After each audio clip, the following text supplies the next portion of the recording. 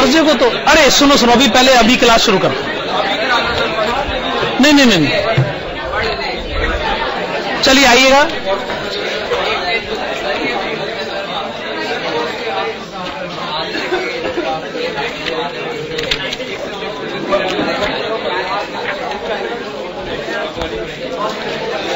Okay, page number 213, page number 213।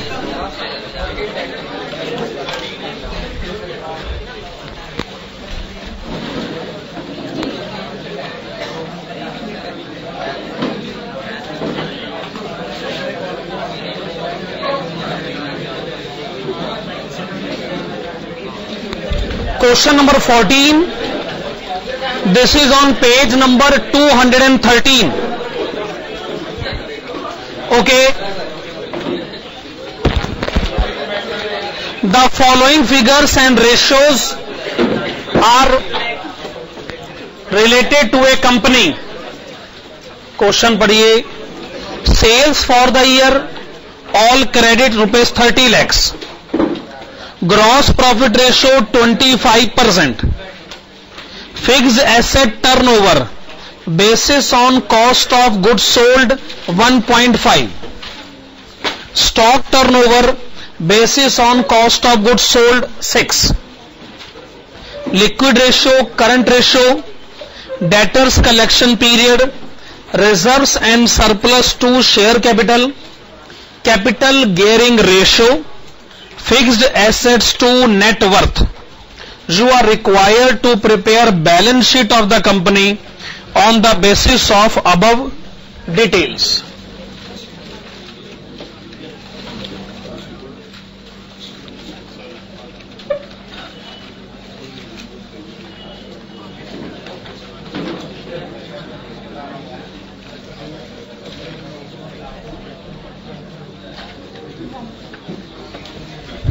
चलिए balance sheet का pro forma पहले आप बना लीजिएगा।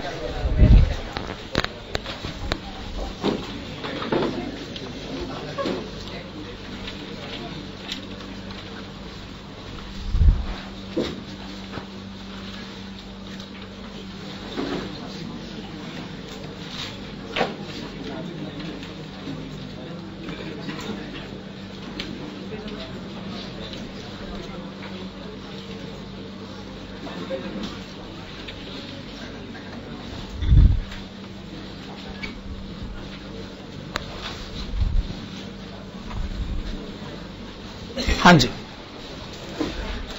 अब क्वेश्चन में जो आपको डिटेल्स दे रखी हैं आप उन्हीं को ही लिख सकते हो बैलेंस शीट में। क्वेश्चन में जो आपको डिटेल्स दे रखी हैं आप उन्हीं को ही लिख सकते हो बैलेंस शीट में। अब जैसे क्वेश्चन में एक जगह लिखा है शेयर कैपिटल, तो ऑब्वियस सी बात है हम भी शेयर कैपिटल लिखेंगे।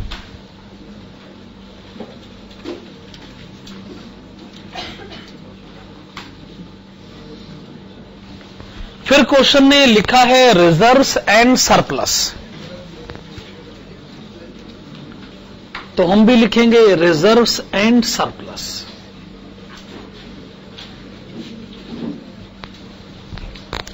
अच्छा, शेयर कैपिटल में अगर मैं रिजर्व्स एंड सरप्लस ऐड करता हूं तो यह है शेयर होल्डर्स फंड्स, और शेयर होल्डर फंड्स का दूसरा नाम बताइए, नेटवर्थ।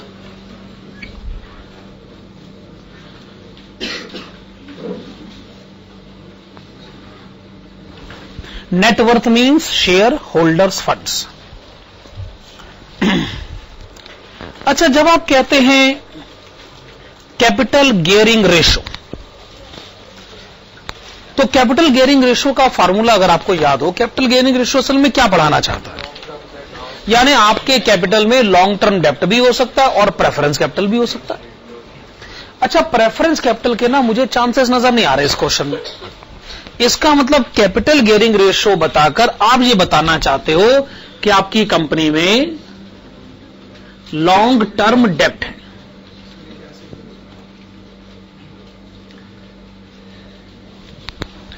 प्रेफरेंस कैपिटल मुश्किल है बताना, क्योंकि शेयर कैपिटल तुमने लिखा ही हुआ है, फिर वो इक्विटी शेयर कैपिटल ही मान लेंगे।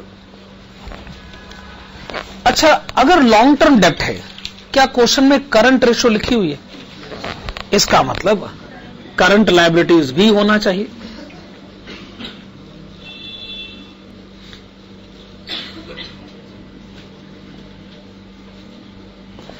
अच्छा, कहीं फिक्स्ड एसेट्स का रेफरेंस भी होगा,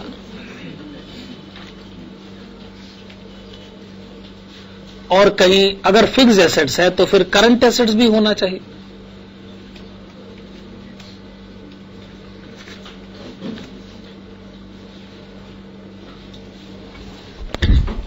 अच्छा, जब आप कहते हैं करंट एसेट्स, तो करंट एसेट की भी तो डिटेल्स होती हैं। अब क्वेश्चन में इन्वेंट्री का जिक्र है तो इन्वेंट्री है, डेटर्स कलेक्शन पीरियड है तो डेटर्स है, तो स्टॉक है, डेटर्स है, और कुछ और है तो बता। स्टॉक और डेटर्स के तो नाम क्वेश्चन ने खुद ही ले रखे, तो ठीक है। अब पता नहीं, अब करंट एसेट मिले ना मिले, कोई बैलेंसिंग फिगर आए तो फिर मुझे कैश भी मानना पड़ सकता है, लेकिन वो मुझे अभी तो नहीं पता ना। कम से कम अभी तो मैं नहीं कह सकता। क्वेश्चन में जो नाम लिखे हैं वो तो यही है खाली।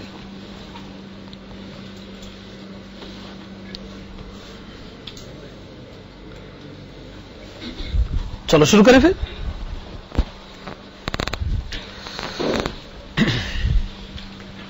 नोट नंबर 1 लिखेगा।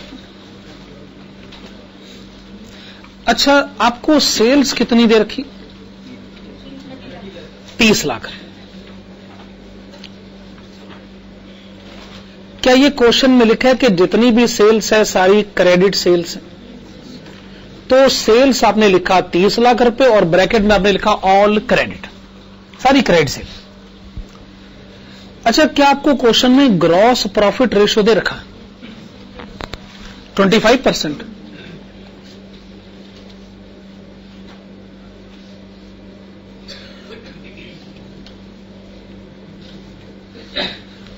$30 लाख का 25% बताएं।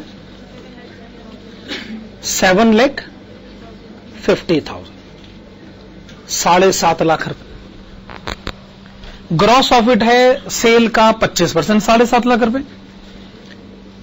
आप लिखिएगा cost of goods sold, sales minus gross profit. तो सेल्स में से ग्रॉस प्रॉफिट आप माइनस करिए, कितना आ गया? 22,50,000, 22,50,000। अब प्रॉब्लम ये कि ये सब बैलेंस शीट में तो आ नहीं सकता, ना सेल्स आता है, ना ग्रॉस प्रॉफिट होता है, ना कॉस्ट ऑफ गुड्स सोल्ड आते हैं, सब तो आ नहीं सकता। पर ये कैलकुलेशन की इंपॉर्टेंस होती है काफी, कहीं ना कहीं ये कैलकुलेशन हमको हेल्पफुल तो होती है। Note number 2। अच्छा, डेटर्स कलेक्शन पीरियड क्वेश्चन में कितना दे रखा बताइए? 2 महीने का। अगर डेटर्स कलेक्शन पीरियड 2 महीने का है तो डेटर्स बैलेंस है 2 महीनों की क्रेडिट सेल। लिखिए इस बात को, लिखिए। Since debtors collection period, since debtors collection period is 2 months, since debtors collection period is 2 months, comma, the debtors balance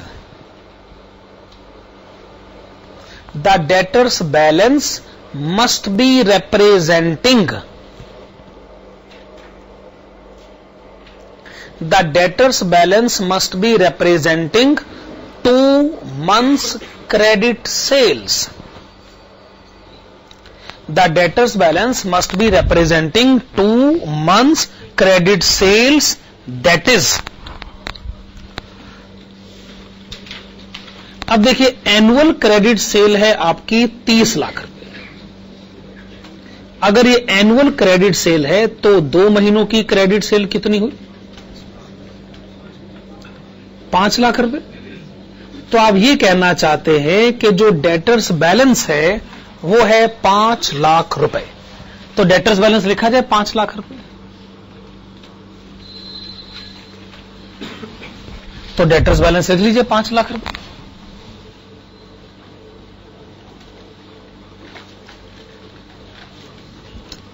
note number 2, sorry note number 3। Note number 3, आइए एक काम करते हैं, स्टॉक की कैलकुलेशन कर लेते हैं। तो क्वेश्चन में स्टॉक टर्नओवर कितना दे रखा है? 6 टाइम्स।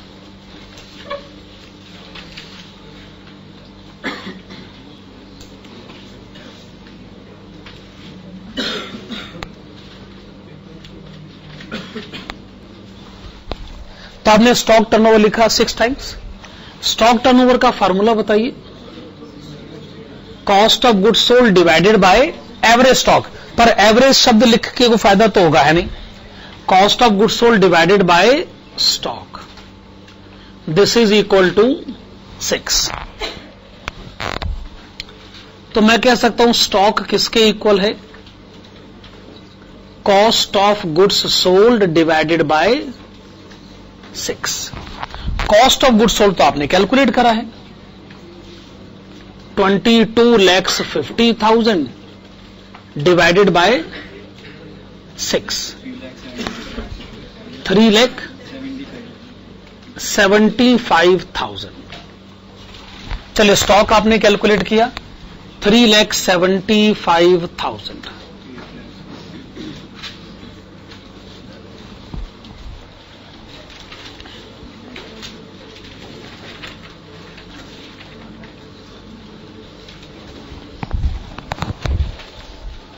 फिर आप लिखिएगा note number 4।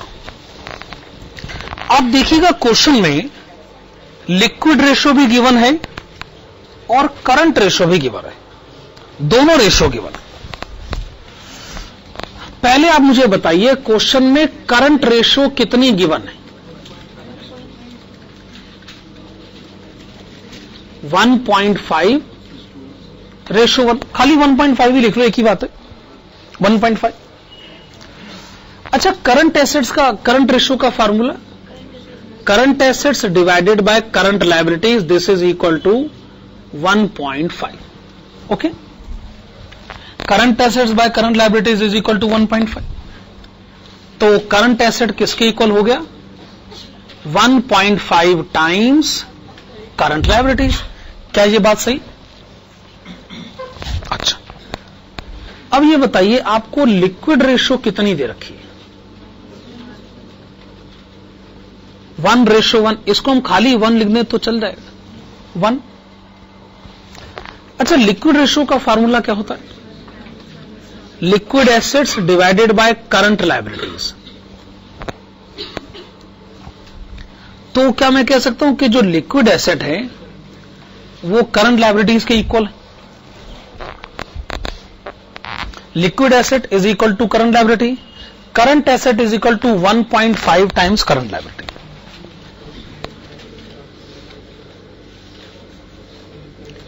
Okay, we know that अगर करंट एसेट में से लिक्विड एसेट माइनस कर दिया जाए, करंट एसेट और लिक्विड एसेट का डिफरेंस क्या होता है? Stock and prepaid expenses. Prepaid expenses कहां हर क्वेश्चन में होते हैं, तो मैं क्या लिखूं? स्टॉक। ठीक है, करंट एसेट के बदले लिखेगा 1.5 times current liability. Okay, liquid assets के बदले लिखेगा current liability. 1.5 times current liability minus current liability is equal to stock, और स्टॉक कितना है? 3,75,000। अब क्या इस इक्वेशन को आप सॉल्व करके करंट लायबिलिटी कैलकुलेट कर सकते हैं? 7,50,000। और क्या आपने बताया करंट लायबिलिटी 7,50,000। अगर आपने करंट लायबिलिटी पता कर ली है फिर तो आप मुझे करंट एसेट भी बता सकते हैं। करंट एसेट है 1.5 times current liabilities.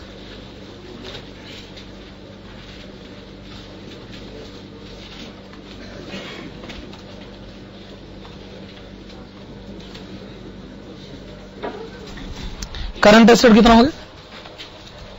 1.5 times current liabilities. फिर से बताइए, 11,25,000। भाई हमारी समझ तो कहती है कि करंट एसेट का टोटल 11,25,000 है। तो करंट एसेट का टोटल लिखा जाए 11,25,000, ठीक है ना? और करंट लायबिलिटीज आपने कितनी बताई हैं? 7,50,000।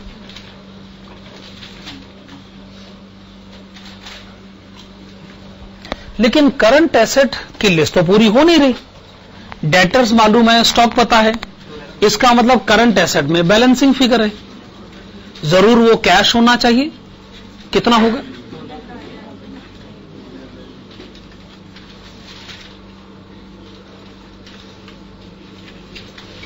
है कि नहीं? तो कैश बैलेंसिंग फिगर आ गया ना 2.5 लाख रुपए। क्या ये पोजीशन एकदम क्लियर है? बात हमको समझ में आ रही कि वो क्या कहना चाहते? अब आप लिखेगा नोट नंबर 5।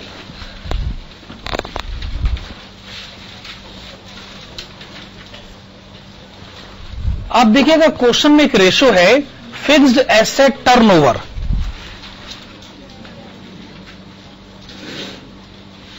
अच्छा, ये फिक्स्ड एसेट टर्नओवर क्वेश्चन में कितना लिखा है? 1.5 टाइम्स।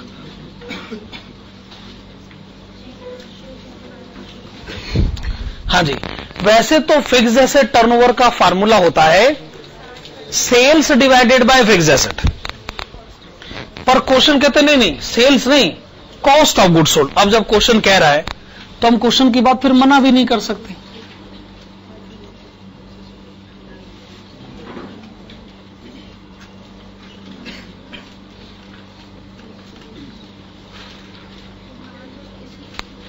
ठीक है ना? हम क्या कैलकुलेट करना चाहते हैं? Fixed assets. तो फिक्स्ड एसेट्स किसके इक्वल माना जाए? Cost of goods sold divided bye 1.5। Okay, cost of goods sold आपने कैलकुलेट पहले से कर रखा है 22,50,000 रुपए। आप इसे 1.5 से डिवाइड करें तो फिक्स्ड एसेट कितनी हो गई? 15 लाख रुपए। फिक्स्ड एसेट आप रिकॉर्ड करें 15 लाख रुपए।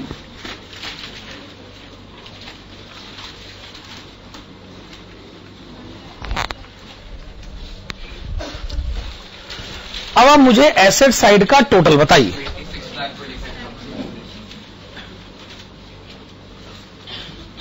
26,25,000।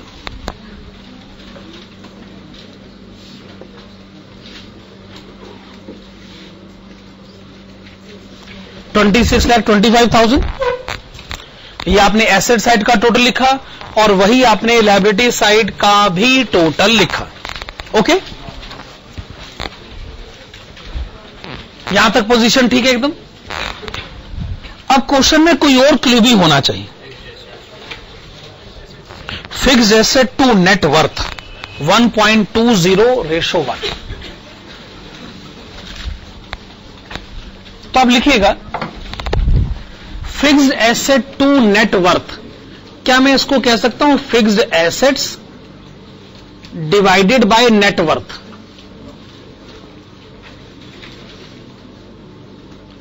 Okay, this is equal to 1.20। मैं ऐसे कह सकता हूं ना, फिक्स्ड एसेट टू नेटवर्थ यानी fixed asset divided by net worth, this is equal to 1.20। तो जो नेटवर्थ है वो किसके इक्वल कही जा सकती है? Fixed assets divided bye 1.20। Fixed assets तो आपने कैलकुलेट कर ही ली है 15 लाख रुपए। आप इसे 1.20 से डिवाइड करें कितना आगे, फिर से बताएं। ओके, 12,50,000 रुपए। 12,50,000 रुपए आपने क्या कैलकुलेट कर लिया है, नेटवर्थ।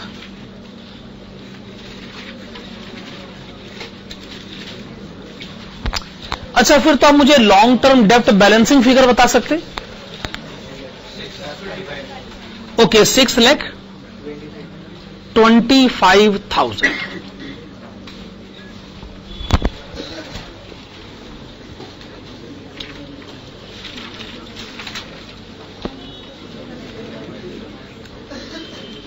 Note number 7। अच्छा, एक रेशो है reserves and surplus to share capital, 0.6:1। Reserves and surplus to share capital, तो आप लिखिएगा reserves and surplus to share capital 0.6:1।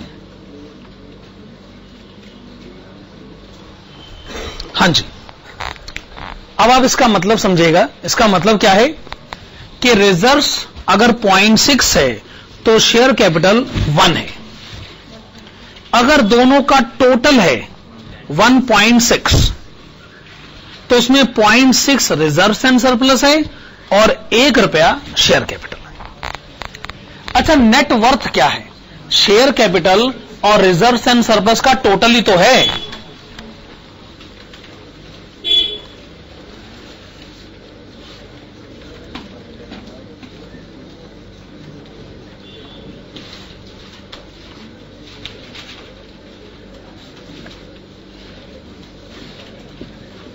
देखो जी, अगर ये टोटल है 12,50,000 रुपए, अगर ये टोटल है 12,50,000 रुपए, तो ये रिप्रेजेंट किसको कर रहा है, ये रिप्रेजेंट कर रहा है 1.6 को।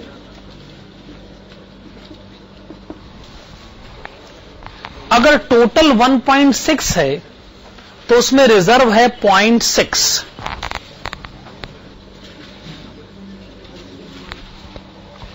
अगर टोटल 1.6 है तो उसमें शेयर कैपिटल है 1। तो कितना अमाउंट लिखा जाए, 468,750 781,250 468,750 781,250।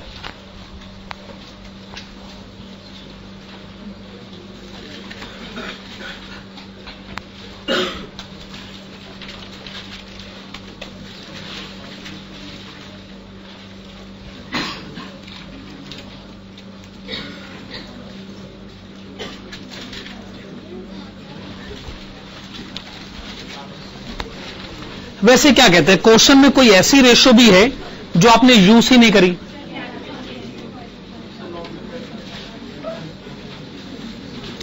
चलिए, वैसे तो बैलेंस शीट बन गई है, लेकिन जो क्वेश्चन में इंफॉर्मेशन है एक बार उसको भी पढ़ ही लेते हैं। क्या है, कैपिटल गियरिंग रेशो 0.5। हालांकि बन चुका है, लेकिन फिर भी capital gearing ratio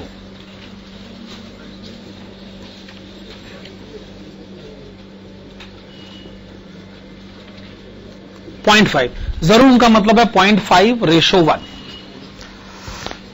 capital gearing ratio का जो आपने ओरिजिनल फार्मूला पढ़ा है, लिसन प्लीज, जो आपने ओरिजिनल फार्मूला पढ़ा है वो ओरिजिनल फार्मूला क्या है, लॉन्ग टर्म डेप्ट प्लस प्रेफरेंस कैपिटल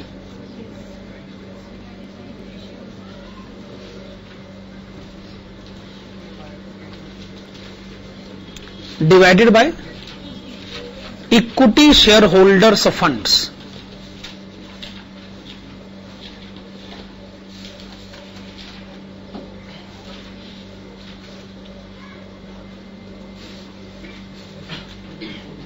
ये आपने ओरिजिनल फार्मूला पढ़ रखा है, and this is equal to 0.5। अब इस क्वेश्चन में प्रेफरेंस कैपिटल तो है ही नहीं, तो जो न्यूमरेटर है वो रह जाएगा लॉन्ग टर्म डेप्ट।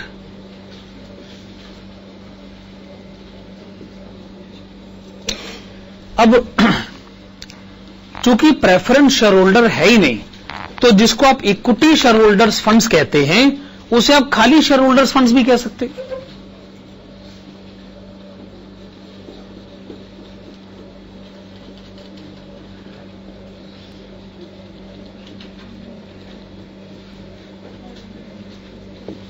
ये बात भी ठीक है।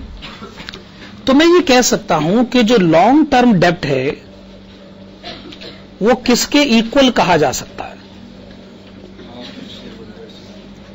0.5 multiplied with share holders funds. Share holders funds को आप नेटवर्थ भी कहते हैं, और नेटवर्थ ये रहा 12,50,000 रुपए। तो ये किसके इक्वल आ गया? 6,25,000। और ये तो आप पहले ही लिख भी चुके थे। चलिए ठीक है, नोट बना भी लिया, बैलेंसिंग फिगर भी आ गया, एक ही बात है।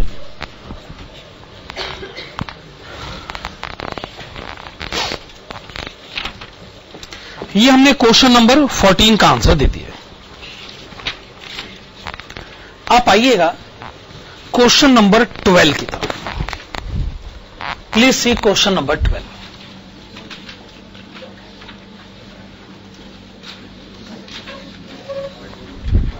क्वेश्चन नंबर 12, हाँ जी। The financial statements and operating results of PQR revealed the following position as on 31st March 2006। एक आपको इक्विटी शेयर कैपिटल गिवन है, दूसरा आपको वर्किंग कैपिटल गिवन है, फिर आपको बैंक ओवरड्राफ्ट गिवन है, करंट रेशियो गिवन है, net fixed asset to proprietary funds given है, cost of goods sold, debtors velocity, stock turnover based on cost of goods sold, gross profit ratio. Closing stock was 25% higher than opening stock. There were also free reserves. Free reserve जाने general reserve, free reserve जाने general reserve. Current assets include stock, debtors and cash only. Current liabilities except bank overdraft are creditors. Accumulated depreciation rupees 90,000. The following information was collected from the records for the year ended on 31st March 2007. तो ऊपर की details कौन सी थी? अच्छा, ऊपर की जो details हैं वो 31st मार्च 2006 की थी। अब हमको जो डिटेल्स बताई जा रही है वो 31st मार्च 2007 की बताई जा रही है। बैलेंसेस गिवन है as on 31st March 2007, stock, creditors, debtors and cash balance. अच्छा, a portion of fixed asset was very old, book value ₹1,80,000, disposed for ₹90,000. No depreciation has been provided on this item. अच्छा, long term investment purchase for 2,96,600. Bank overdraft fully discharged. Depreciation of ₹81,000 is charged. Required number 1, prepare balance sheet as on 31st March 2006 and 31st March 2007.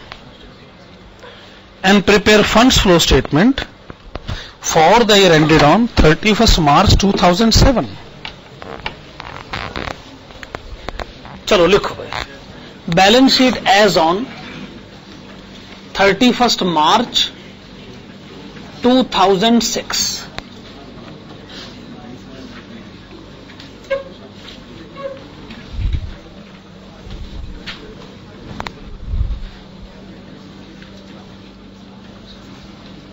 हाँ जी, balance sheet का proforma बनाइए। चलिए, balance sheet as on 31 March 2006, चलिए बनाइए।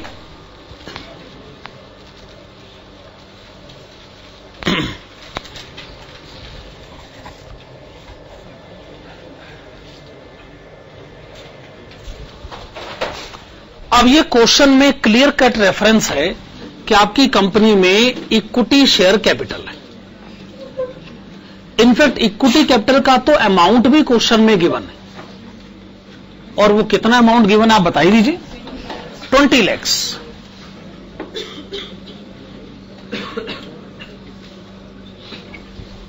Equity capital का तो amount question में गिवन है 20 लाख रुपए। अच्छा, क्वेश्चन कहता है there were also free reserves, यानी जनरल रिजर्व है, ऐसा क्वेश्चन कहना चाहता है।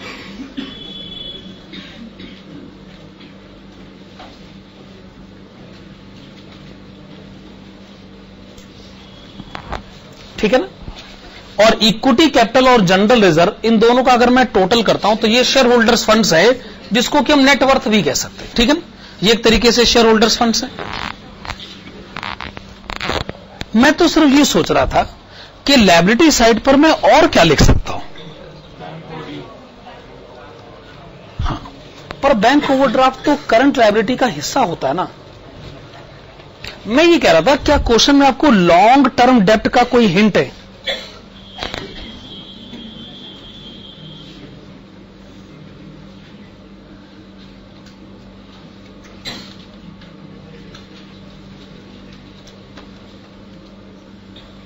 चलिए, आपने लिखा करंट लायबिलिटीज। ये बात आप जानते हैं, बैंक ओवरड्राफ्ट तो करंट लायबिलिटी का हिस्सा ही तो होता है। हां, तो अब आप मुझे बताएं कि वो बैंक ओवरड्राफ्ट आप कितना कह रहे थे? 1 लाख। ओके, बैंक ओवरड्राफ्ट आपने बताया जी 1 लाख रुपए क्वेश्चन में गिवन है। फिर क्वेश्चन कहता है जी बैंक ओवरड्राफ्ट के अलावा जो बाकी करंट लायबिलिटीज है ना, वो सिर्फ एक है, उसका नाम है क्रेडिटर्स।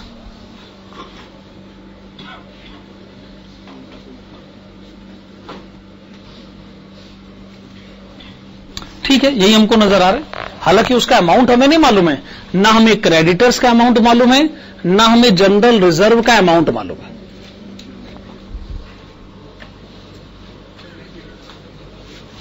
ठीक है ना। अच्छा, क्या क्वेश्चन में फिक्स्ड एसेट्स की डिटेल्स हैं? क्वेश्चन ने एक जगह टर्म यूज किया है नेट फिक्स्ड एसेट। अब ये नेट फिक्स्ड एसेट से क्वेश्चन का क्या मतलब है?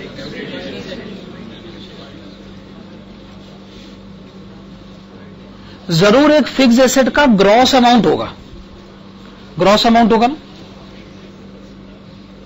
और उसमें से क्या माइनस होगा? Accumulated depreciation. और इतनी बात तो आप समझते हैं ना कि ग्रॉस फिक्स्ड एसेट में से अगर एक्यूमुलेटेड डेप्रीसिएशन माइनस होगा तो बैलेंस आएगा नेट फिक्स्ड एसेट। वैसे एक्यूमुलेटेड डेप्रीसिएशन क्वेश्चन में कितना गिवन है?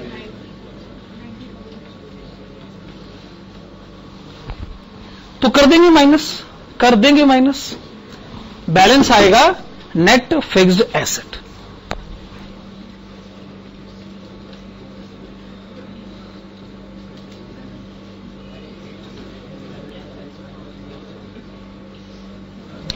देखो जी, फिर तो आपको लिखना चाहिए करंट एसेट।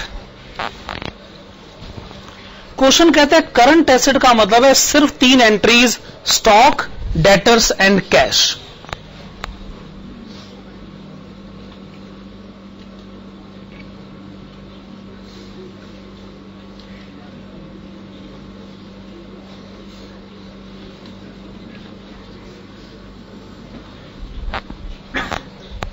करंट एसेट का मतलब है सिर्फ 3 entries, stock, debtors and cash. जितना हमें क्वेश्चन समझ में आ रहा है ऐसे बन रही है बैलेंस शीट। अब बैलेंस शीट बनाना शुरू करें। फिर क्वेश्चन में कोई इंफॉर्मेशन है कहां वैसे? अच्छा, वर्किंग कैपिटल दे रखा है, पर वर्किंग कैपिटल बैलेंस शीट में कहां लिखा जाता है? वो तो current asset minus current liabilities होता है। वर्किंग कैपिटल तो कहीं लिखा जाता, बैंक ओवरड्राफ्ट क्वेश्चन में लिखा जाता, हमने लिखा है, हमने तो मना नहीं करा।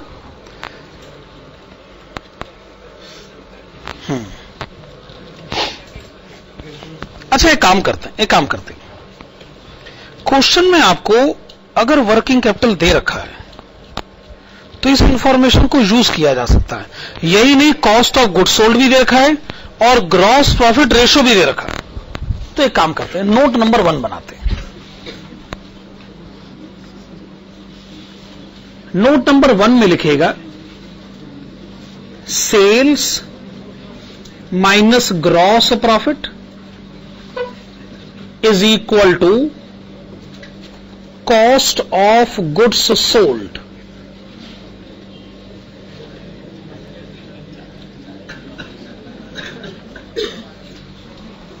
Yes, sales minus gross profit is equal to cost of goods sold. आप बताएंगे ग्रॉस प्रॉफिट कितना? 20% ऑफ सेल्स। अब आप बताइए क्वेश्चन में कॉस्ट ऑफ गुड्स सोल्ड कितना है? Yes, cost of goods sold कितना है? 14,40,000।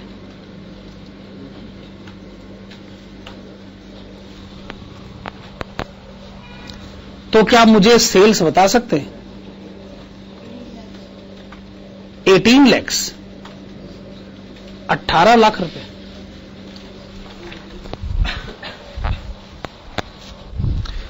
अच्छा, क्या ये पूरी सेल को मुझे क्रेडिट सेल मान लेना चाहिए, या तो क्वेश्चन बताए कि साहब क्रेडिट सेल टोटल सेल का इतना हिस्सा होती?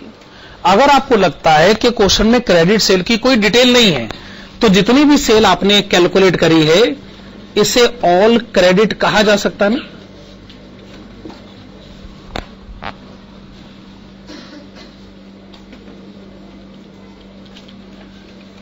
अच्छा, नोट नंबर 2 लिखेगा। हां जी, क्या क्वेश्चन में डेटर्स कलेक्शन पीरियड लिखा है? बताओ कितना है? 2 मंथ्स। तो ठीक है, तो डेटर्स बैलेंस कैलकुलेट करना हमारे लिए बहुत आसान काम है। लिखेगा since debtors collection period is 2 months. Since debtors collection period is 2 months, comma, the debtors balance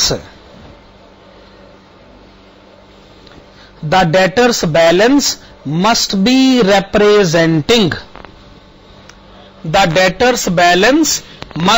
representing 2 months credit sales. The debtors balance must be representing 2 months credit sales, that is, अब आपकी जो annual credit sale है वो तो 18 लाख रुपए। अगर ये आपकी एनुअल क्रेडिट सेल है तो आप मुझे 2 महीनों की क्रेडिट सेल बताइए। 3 लाख। आपने एनुअल क्रेडिट सेल बताई 3 लाख, तो डेटर्स बैलेंस लिखा जाए 3 लाख रुपए।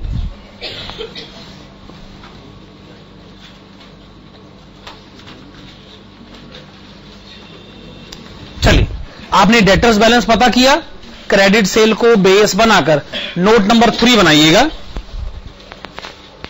क्वेश्चन में स्टॉक टर्नओवर कितना गिवन है? 4 times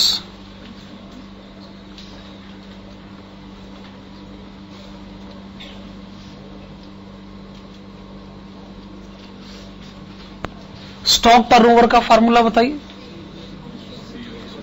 cost of goods sold divided by average stock.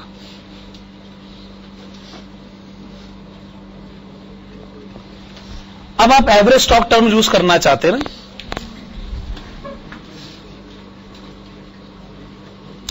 So average stock is equal to cost of goods sold divided by 4। Cost of goods sold ये रहा 14,40,000, get it divided by 4। Okay, this is 3,60,000।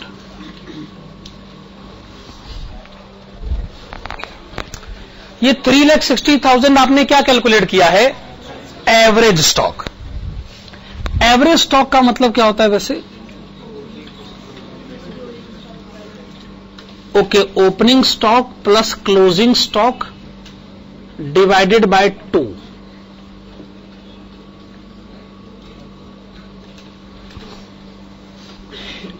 This is equal to ₹3,60,000।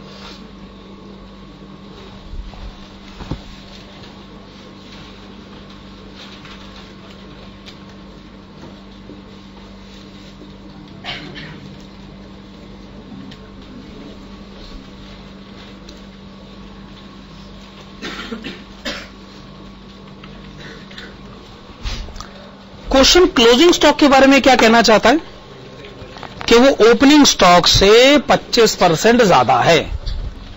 तो closing stock के बदले में लिखना चाहता हूं 1.25 multiplied with opening stock.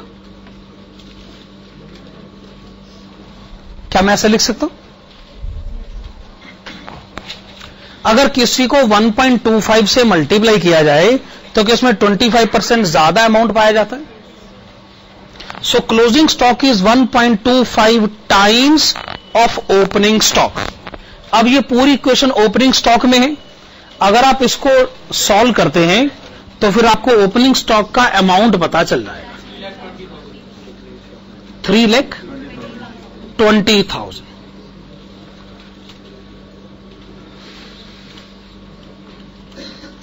चलिए, ओपनिंग स्टॉक आपने पता किया 3,20,000। हम क्या जानना चाहते हैं? Closing stock. This is equal to 1.25 multiplied with opening stock.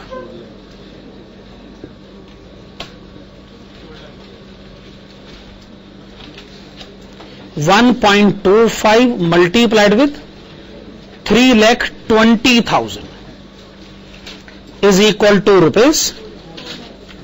₹4 lakhs।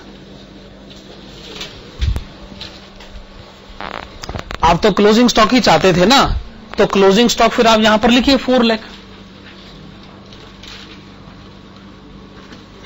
ठीक है ना?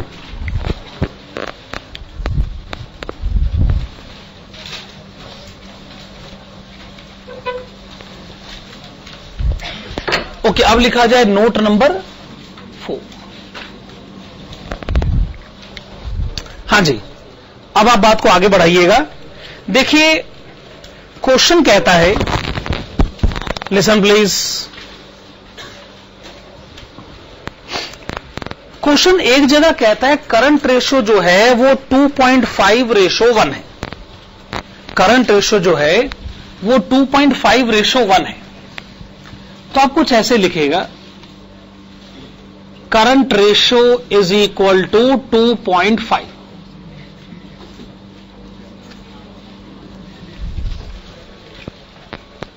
करंट रेशो यानी current assets divided by current liabilities.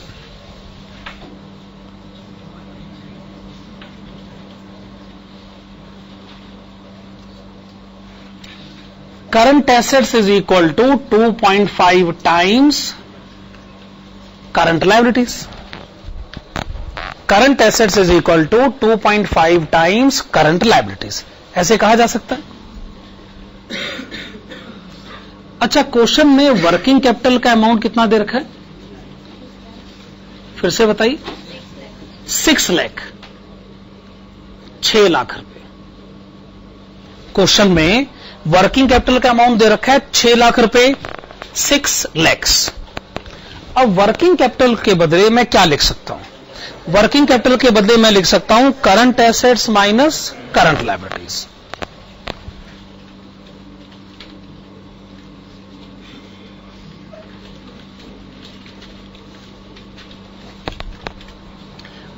इस इक्वेशन में करंट एसेट के बदले में लिख सकता हूं 2.5 times current liabilities minus current liabilities is equal to ₹6 lakh.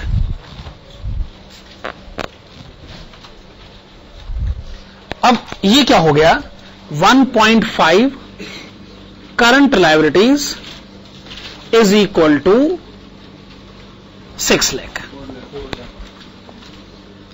तो आपने बताया current liabilities is equal to ₹4 lakh.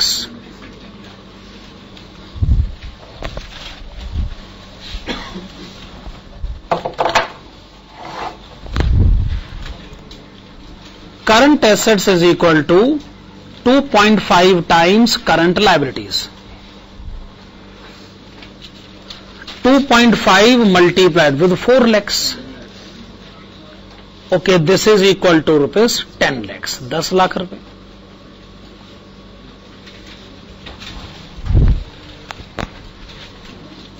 तो करंट एसेट का टोटल लिखा जाए 10 लाख रुपए, करंट एसेट का टोटल लिखा जाए 10 लाख रुपए और करंट लायबिलिटीज का टोटल लिखा जाए 4 लाख।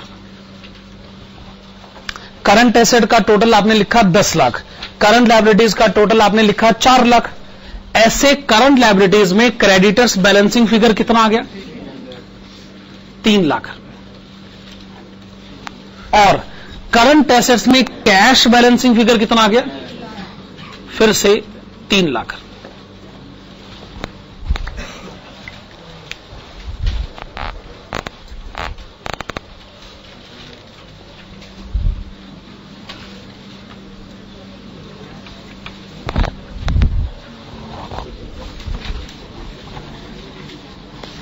हाँ जी, नाउ लिसन प्लीज, आगे देखिएगा। अब क्वेश्चन कहता है, लिसन, क्वेश्चन कहता है एक रेशो है net fixed asset to proprietary funds. एक रेशो है net fixed asset to proprietary funds.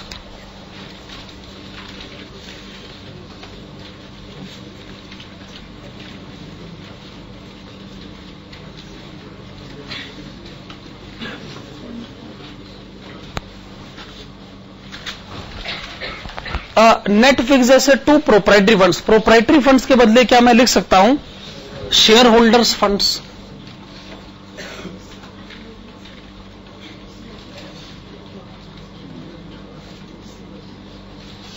और ये किसके इक्वल है, 0.75 के इक्वल। क्या ये रेशो हमने ठीक लिखी है, net fixed assets divided bye share holders funds. अच्छा, नेट फिक्स्ड एसेट का मतलब क्या होता है, जो ग्रॉस फिक्स्ड एसेट है उसमें से डेप्रीसिएशन माइनस करो तो ये नेट फिक्स्ड एसेट आती ना।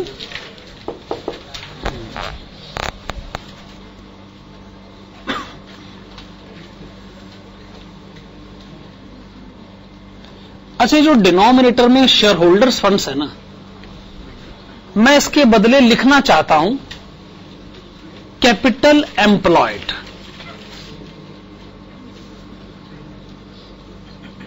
तो आप ही बताइए ये कैसे करा जा सकता है, शेयर होल्डर्स फंड्स के बदले कैपिटल एम्प्लॉयड कैसे लिखा जा सकता है। हां, अच्छा, कैपिटल एम्प्लॉयड का फॉर्मूला क्या होता है, share holders funds plus long term डेप्ट। क्या लॉन्ग टर्म डेप्ट है, नहीं है। जब लॉन्ग टर्म डेप्ट नहीं है तो शेयर होल्डर्स फंड्स को कैपिटल एम्प्लॉयड कहा जा सकता है।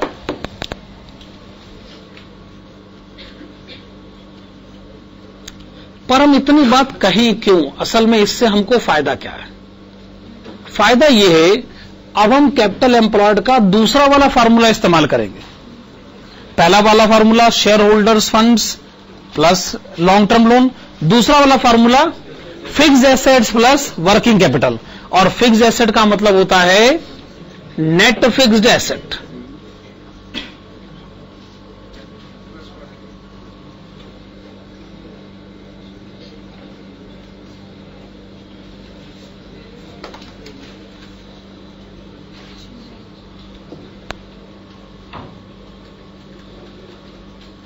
0.75।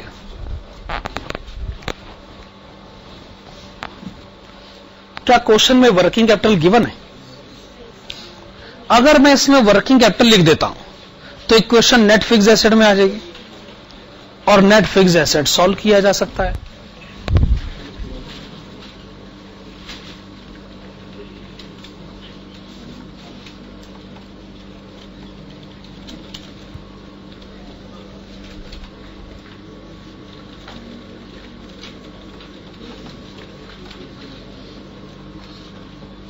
अच्छा, वर्किंग कैपिटल आपको कितना गिवन है? ₹6 लाख।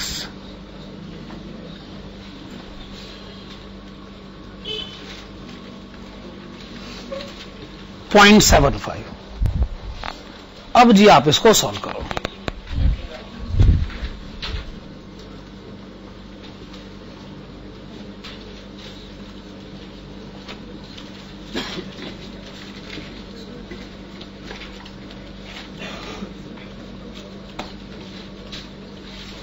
तो आपने लिखा net fix assets ₹18 lakh.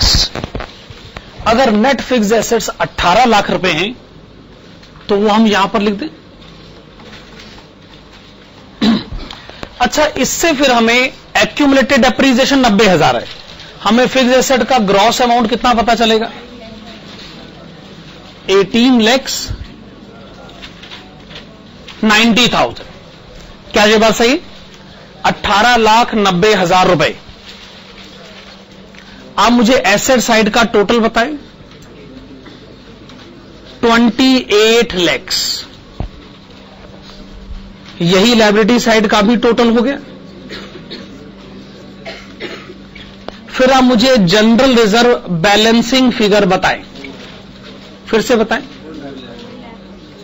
4 lakh. चलिए, आपने मुझे जनरल रिजर्व बैलेंसिंग फिगर बताया ₹4 लाख।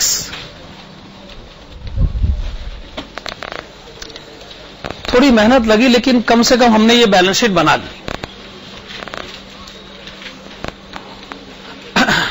अब एक काम करिएगा, आपको ना एक ऐसी बैलेंस शीट और बनानी होगी, और अगर 2 बैलेंस शीट बन जाए तो फिर तो आप फंड्स फ्लो स्टेटमेंट बना ही लोगे।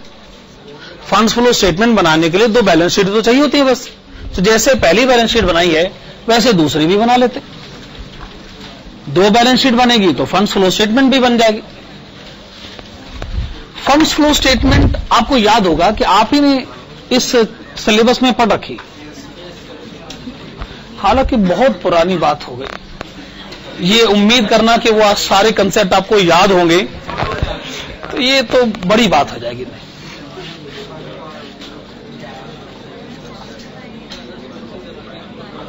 अच्छा, ये भी बड़ी बात है कि आपको चैप्टर का नाम याद है। ये अपने आप में बड़ी बात है कि चैप्टर का नाम हमें याद है।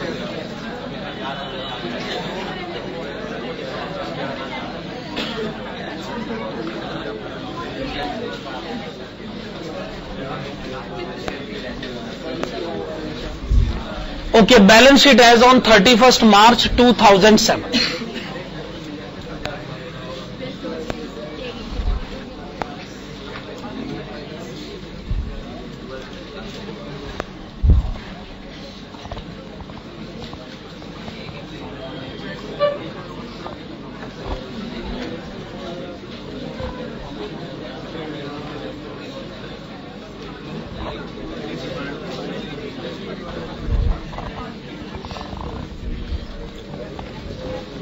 हाँ जी, चलिए आपने एक बार फिर से कॉलम्स बना ली।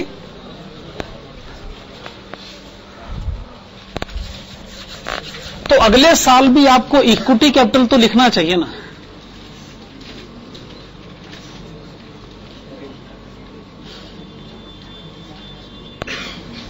क्या क्वेश्चन में ऐसा कुछ लिखा है कि आपने पुराने इक्विटी शेयर को रिडीम करा हो या फिर नए इक्विटी शेयर इश्यू करे हो? ऐसा कुछ नहीं है ना। तो मुझे लगता नहीं कि इसमें कोई चेंज आने वाला। तो मुझे लगता नहीं कि इसमें कोई चेंज आएगा।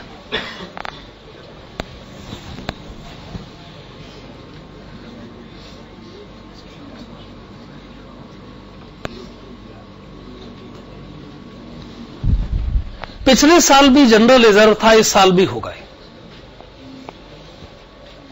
कितना होगा तो हम पता करेंगे। अच्छा, पिछले साल ना करंट लायबिलिटी में बैंक ओवरड्राफ्ट था। क्वेश्चन कहता है जी वो हमने डिस्चार्ज कर दिया, अब बैंक ओवरड्राफ्ट नहीं रहा। अच्छा, लेकिन पिछले साल तो क्रेडिटर्स बैलेंस था, क्या क्रेडिटर्स बैलेंस इस साल भी है? अच्छा, वो क्वेश्चन ने दे रखा है कि हां इस साल क्रेडिटर्स बैलेंस है और वो कितना है? क्रेडिटर्स बैलेंस इस साल आपको कितना दे रखा है? 4,15,000 रुपए।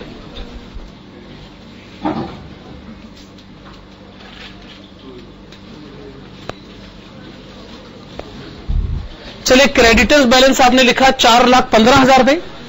क्या यहां तक पोजीशन ठीक है? Now listen please. अब हमें एसेट साइड के बारे में भी बात कर लेनी चाहिए। देखो, एसेट साइड में पहले तो हमें लिखना पड़ेगा फिक्स्ड एसेट्स, और उसमें से क्या माइनस करना होगा? Accumulated depreciation.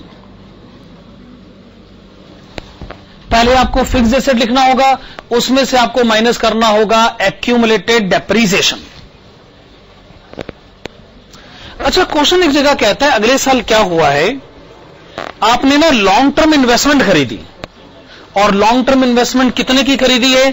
2,96,600 रुपए। तो फिर आपको लिखना पड़ेगा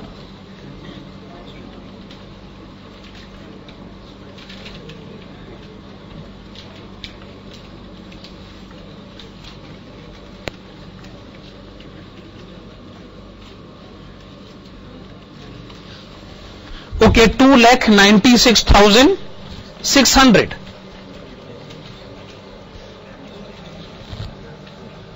अच्छा, और बताइए क्वेश्चन में क्या गिवन है? करंट एसेट्स होंगे।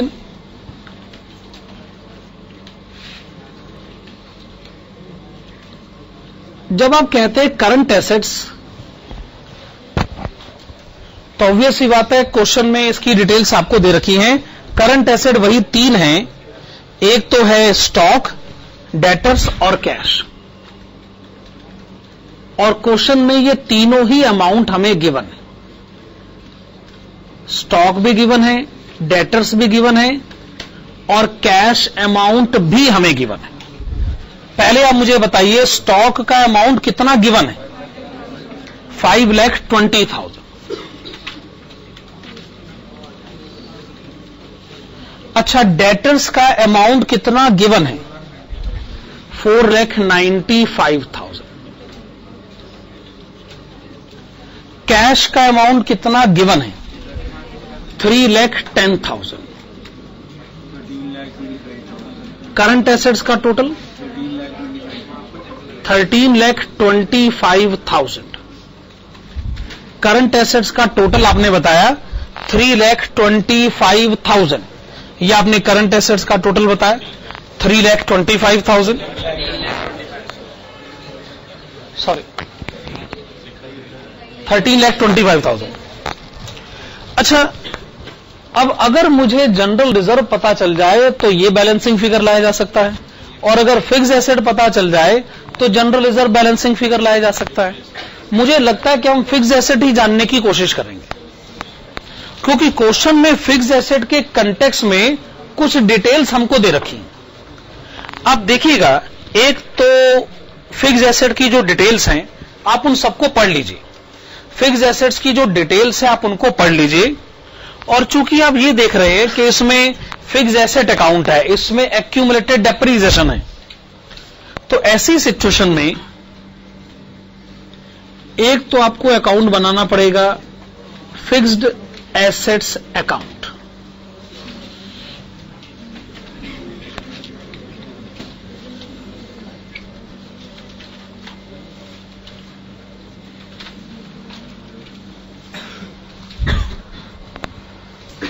दूसरा अकाउंट आपको बनाना पड़ेगा accumulated depreciation account.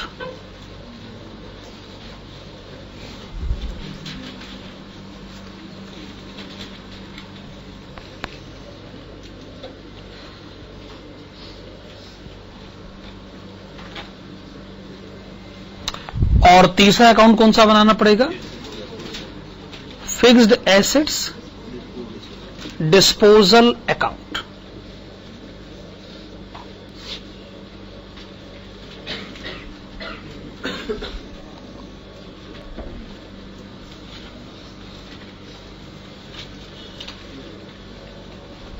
Fixed asset disposal account. अच्छा, जब आपने पुरानी बैलेंस शीट बनाई है तो इसका मतलब आप ओपनिंग बैलेंस है जानते हैं। फिक्स्ड एसेट का ओपनिंग बैलेंस है 18,90,000।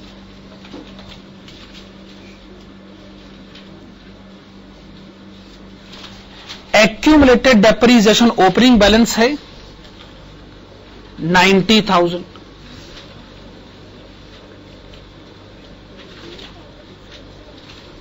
तो दोनों ओपनिंग बैलेंसेस आपको मालूम है। अब एक जगह क्वेश्चन कहता है कि आपने इस साल डेप्रीसिएशन चार्ज किया है 81,000।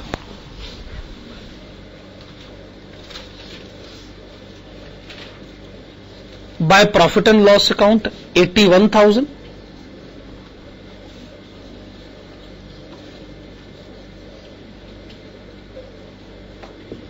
डेप्रीसिएशन ड्यूरिंग द ईयर, ठीक है ना। जो डेप्रीसिएशन आपने इस साल चार्ज किया है ऑब्वियसली वो entry profit and loss account में जानी चाहिए ना।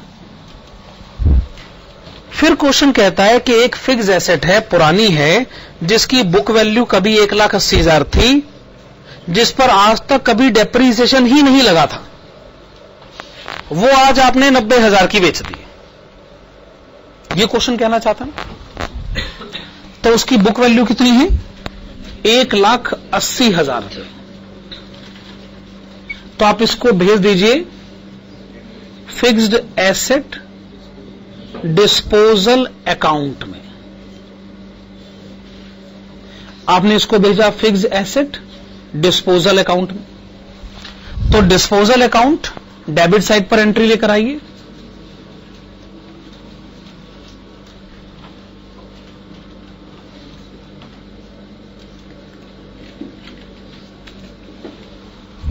चूंकि इस पर आज तक कभी डेप्रीसिएशन लगा ही नहीं, तो कोई एंट्री एक्यूमुलेटेड डेप्रीसिएशन से ट्रांसफर हो ही नहीं सकती, क्योंकि इस पे कभी डेप्रीसिएशन लगा ही नहीं।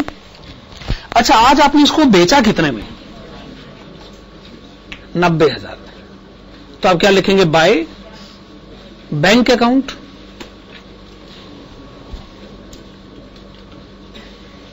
सेल।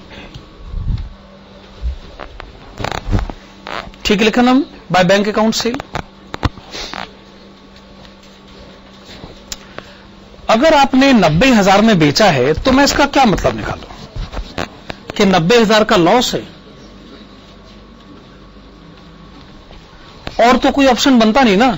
जब इसके ऊपर कोई डेप्रीसिएशन आज तक कभी लगा ही नहीं, जब इसकी बुक वैल्यू 1,80,000 है, आज अगर आपने इसको 90,000 में बेचा है तो इसका मतलब 90,000 का आपको लॉस हुआ है। तो आपको क्या लिखना चाहिए? By profit and loss account, bracket में लॉस ऑन सेल।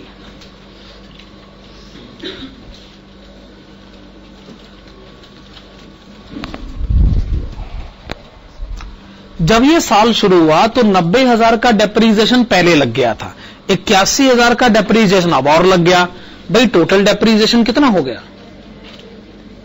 1,71,000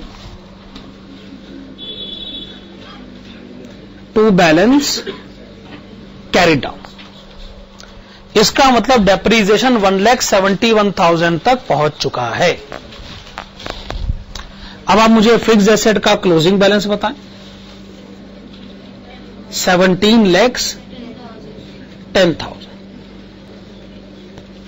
अकाउंट तो बन गए सारे। तो फिक्स्ड एसेट लिखेगा क्लोजिंग बैलेंस 17,10,000। आपने फिक्स्ड एसेट का क्लोजिंग बैलेंस यहां से उठाया 17,10,000 और अब तक का डेप्रीसिएशन 1,71,000। ठीक है ना। तो नेट अमाउंट बताएंगे? फिर से बताइए। 15 lakhs 39,000। आपने बताया 15 lakhs 39,000। तो क्या मुझे अब एसेट साइड का टोटल बताएंगे आप? 31 लाख 60,600।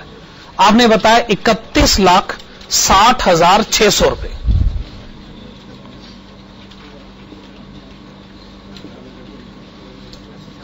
₹31,60,600। फिर आप मुझे जनरल रिजर्व बैलेंस बताएंगे। 7,45,600। 7,45,600।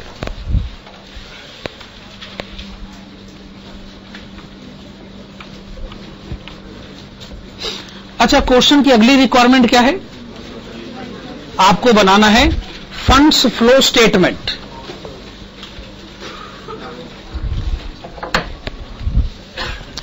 देखिए, फंड्स फ्लो स्टेटमेंट तो हम बना देंगे, पर उसके लिए हम पहले कैलकुलेट करना चाहेंगे फंड्स फ्रॉम ऑपरेशंस।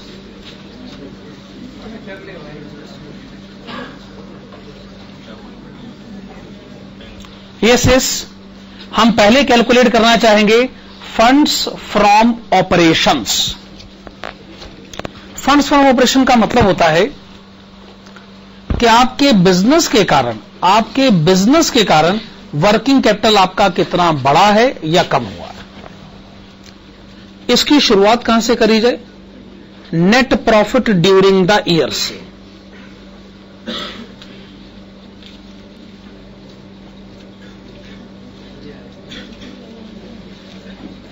चलिए, क्या लिखा आपने? Net profit during the year. देखिए, क्लोजिंग बैलेंस ये रहा 7,45,600। ओपनिंग बैलेंस है 4 लाख।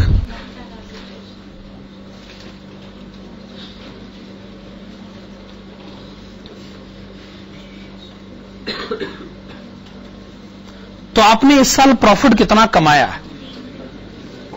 3,45,600।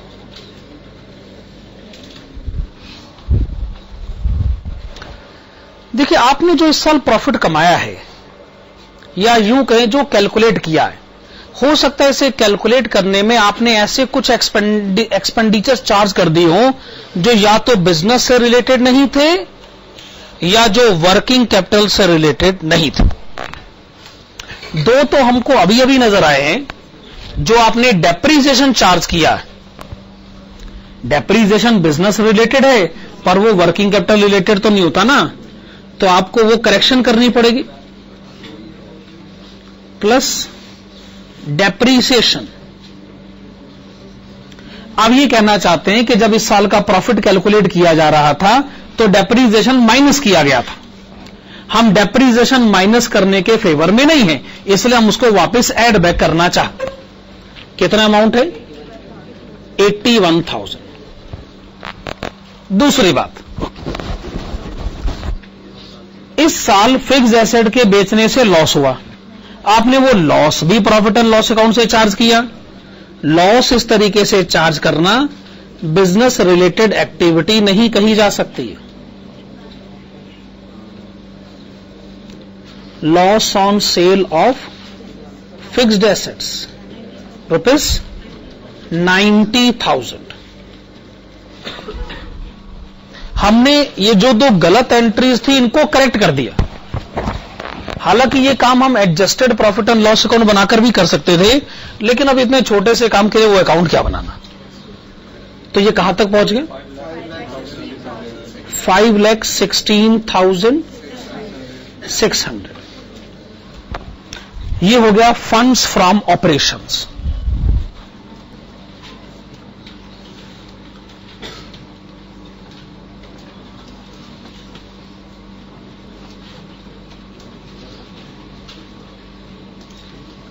अब आप लिखिएगा फंड्स फ्लो स्टेटमेंट।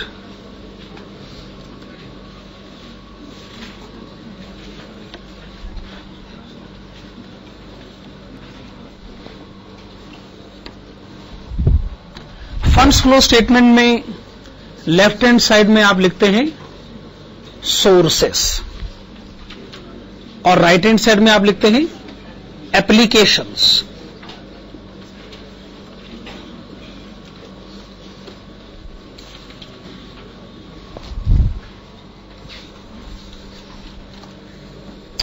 सोर्सेस में आप यही बताते हैं ना कि वर्किंग कैपिटल कौन कौन से रीजंस की वजह से बढ़ा है।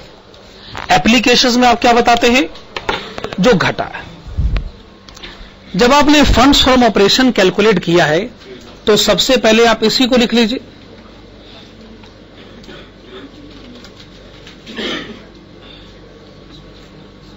फंड्स फ्रॉम ऑपरेशन से 5,16,600। तो आपके बिजनेस के कारण वर्किंग कैपिटल कितना बढ़ा, 5,16,600।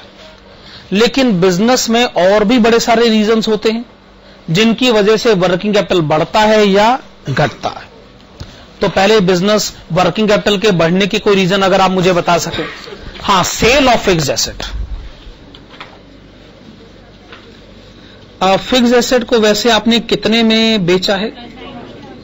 जरूर वो जो 90,000 रुपए आपको मिले होंगे उससे आपका वर्किंग कैपिटल बढ़ गया होगा, तो वो बात आपको लिखनी चाहिए। अच्छा, लॉन्ग टर्म इन्वेस्टमेंट शुरू में नहीं थी, अब है, इसका मतलब आपने परचेज करी।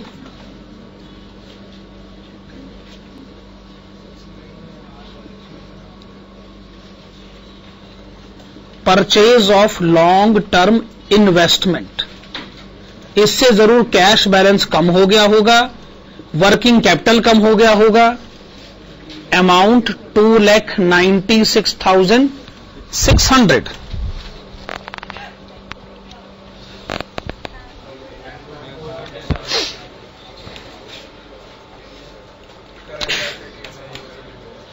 बैंक ओवरड्राफ्ट आपने डिस्चार्ज कर दिया, क्या आप उसे फंड्स फ्लो स्टेटमेंट में लिखना चाहेंगे?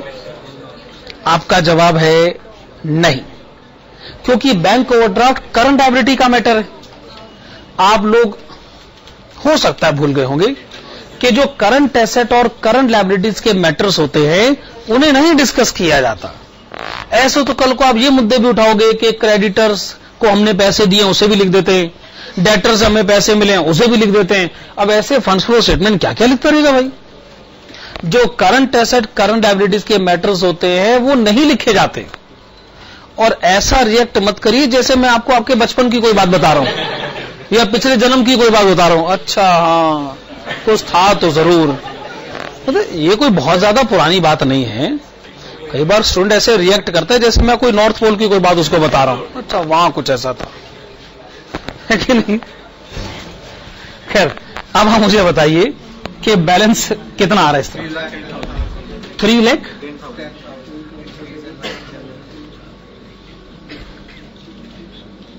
Net increase in working capital.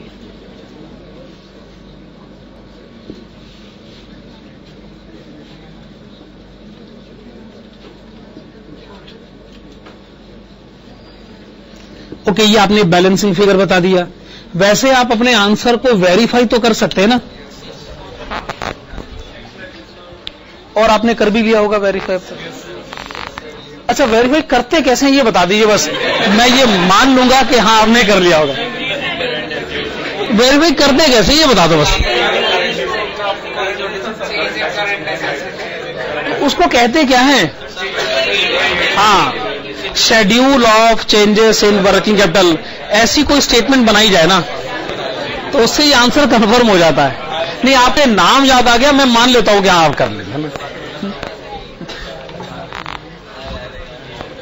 हाँ जी,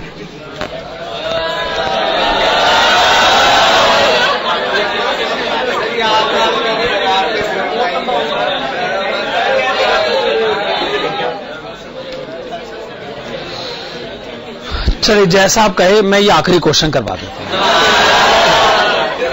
अच्छा, ये काम मैं कर सकता हूं कि मैं कोई आसान सा क्वेश्चन पे कर लूं, ये काम तो मैं कर सकता हूं ना। क्वेश्चन नंबर 15, और ये मैं झूठ नहीं कह रहा हूं, ये वाकई में सबसे आसान क्वेश्चन। कई बार टीचर लोग क्या करते हैं, स्टूडेंट के साथ धोखाधड़ी करते हैं, कहते हैं कि आसान वाला क्वेश्चन एक बार शुरू हो जाए तो फिर तो खत्म करना ही पड़ता है। कई बार 10 मिनट का बोल बोल के ना 1 घंटे का क्वेश्चन भी करवा देते हैं ना, ऐसे टीचर कम्युनिटी के साथ अक्सर पाया गया है। खैर, आप क्वेश्चन नंबर 15 में आइएगा, और ये ईमानदारी से कहूं तो सबसे आसान क्वेश्चन है। Question number 15, MNP Limited has made plans for the next year 2010-2011. It is estimated that the company will employ total assets of rupees 25 lakhs. Listen please. Total assets of rupees 25 lakhs, 30% of assets being financed by debt at interest cost of 9% per annum. The direct cost for the year are estimated at rupees 15 lakhs, and all other operating expenses are estimated at rupees 2,40,000. The sales revenue are rupees 22,50,000. Tax rate 40%. अच्छा, required to calculate number 1 net profit margin. Net profit margin यानी net profit ratio. अब net profit ratio का formula है net profit by sales, तो इसका मतलब आपको net profit मालूम होना चाहिए। अब नेट प्रॉफिट मालूम करने के लिए आपको इनकम स्टेटमेंट बनानी पड़ेगी।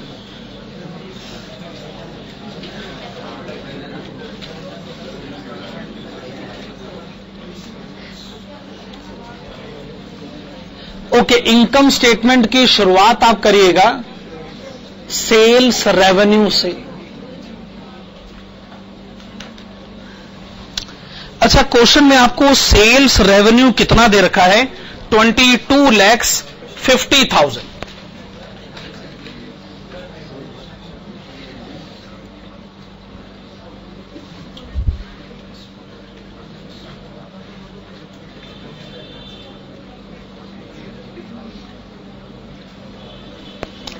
सेल्स रेवेन्यू में से सबसे पहला काम तो हमें डायरेक्ट कॉस्ट माइनस करना चाहिए, जो कि क्वेश्चन में लिखा हुआ है 15 लाख रुपए। सेल्स रेवेन्यू में से सबसे पहले तो फिर हम लोग डायरेक्ट कॉस्ट ही माइनस करेंगे ना, तो 15 लाख रुपए माइनस करके डिफरेंस कितना आ गया?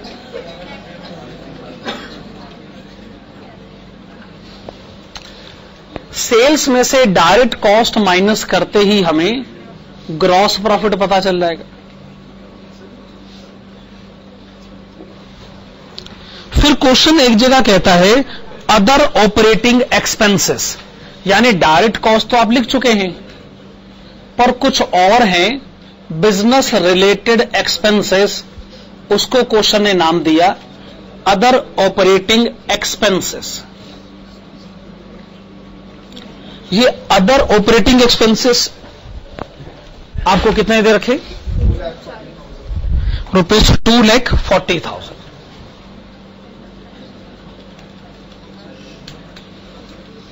तो डिफरेंस बताइए। 5,10,000 को आप क्या कहना चाहेंगे? या तो कह लीजिए ऑपरेटिंग प्रॉफिट या कह लीजिए EBIT।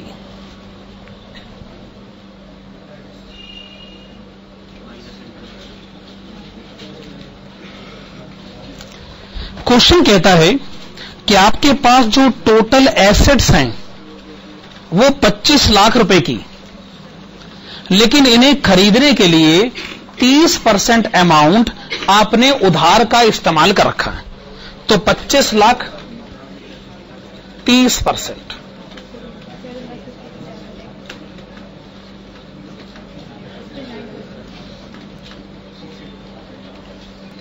इसका मतलब आपने लोन ले रखा है 7.5 लाख रुपए का। इसका मतलब आपने लोन ले रखा है 7.5 लाख रुपए का, जिसके ऊपर आपको इंटरेस्ट देना पड़ता है 9%, 67,500।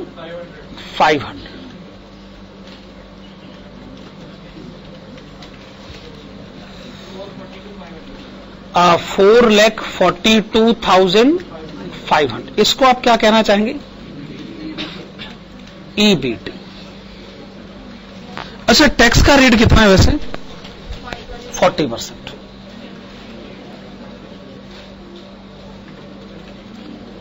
40% कितना हुआ वैसे? 1,77,000।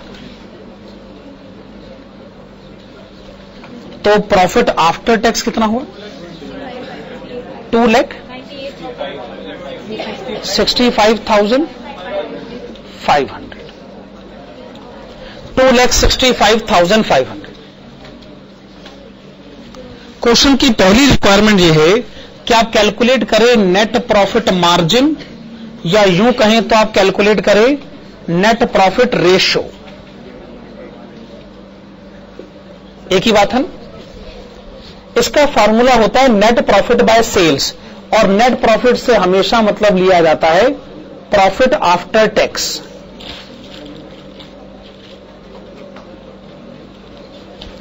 देखिए प्रॉफिट आफ्टर टैक्स है 2,65,500, सेल्स है 22,50,000 रुपए। आप 100 से मल्टीप्लाई करें 11.8 ओके 11.8%।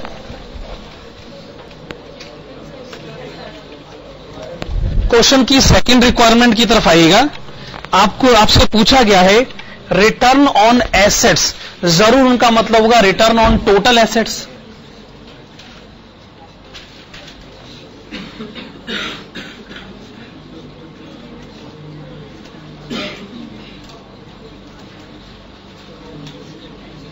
तो आपने लिखा रिटर्न ऑन टोटल एसेट्स। हमने ये रेशियो पढ़ी हुई है। इसके न्यूमरेटर में क्या आता है? EBIT divided by total assets multiplied with 100। EBIT तो आप यहां से पिक कर सकते हैं। अच्छा, टोटल एसेट कितना लिखा है? 25 lakhs। ओके, आपने बताया 20.4%।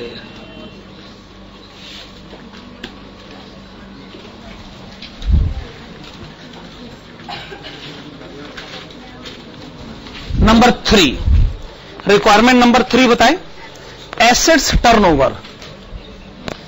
Assets turnover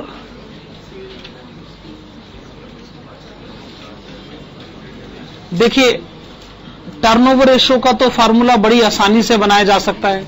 this must be equal to sales divided by, अगर वो कह रहे एसेट्स टर्नओवर तो जरूर उनका मतलब होगा टोटल एसेट टर्नओवर। तो sales divided by total assets. Sales है 22,50,000 और टोटल एसेट्स है 25 lakhs।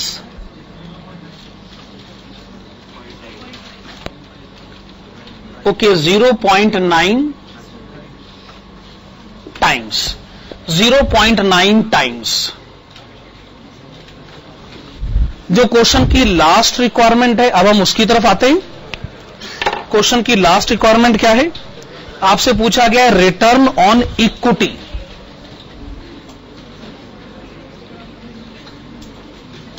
रिटर्न ऑन इक्विटी, मेरे ख्याल से इक्विटी शब्द क्वेश्चन ने बिना बात के इस्तेमाल किया है, क्योंकि मुझे नहीं लगता कि प्रेफरेंस कैपिटल का कोई रेफरेंस है। तो जिसको आप शेयर होल्डर्स फंड्स कहते हैं, आप उसे इक्विटी शेयर होल्डर्स फंड्स भी कह सकते हैं। तो मुझे लगता है शेयर होल्डर्स फंड्स कहा जाए या इक्विटी शेयर होल्डर्स फंड्स कहा जाए, एक ही बात है। मेरा मतलब है वैसे तो डिनोमिनेटर में आना चाहिए इक्विटी शेयर होल्डर्स फंड्स, पर आप यहां पर लिख सकते हैं शेयर होल्डर्स फंड्स, उसका एक ही मतलब है।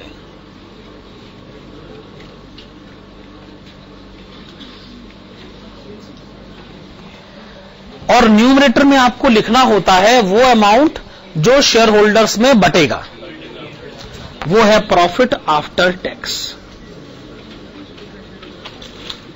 शेयर होल्डर्स में इनकम बटेगी 2,62,500।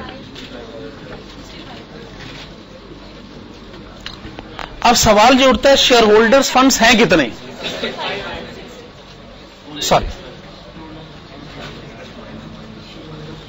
अब ध्यान से देखिएगा, आपके पास टोटल एसेट 25 लाख की है, उसमें 30% डेप्ट फाइनेंस्ड है, तो 70% शेयर होल्डर्स फाइनेंस तो होगा ही ना। कितना होगा वैसे? 17,50,000। परसेंटेज में कितना आ गया?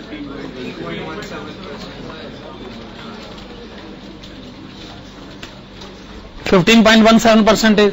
आप इसके नीचे लिख लीजिएगा, share holders funds is equal to 70% of total assets is equal to 70% of 25 lakhs is equal to rupees 17,50,000।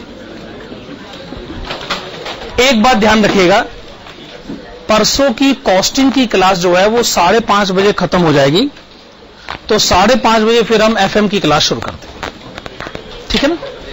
बस यही इंफॉर्मेशन दे दी थी।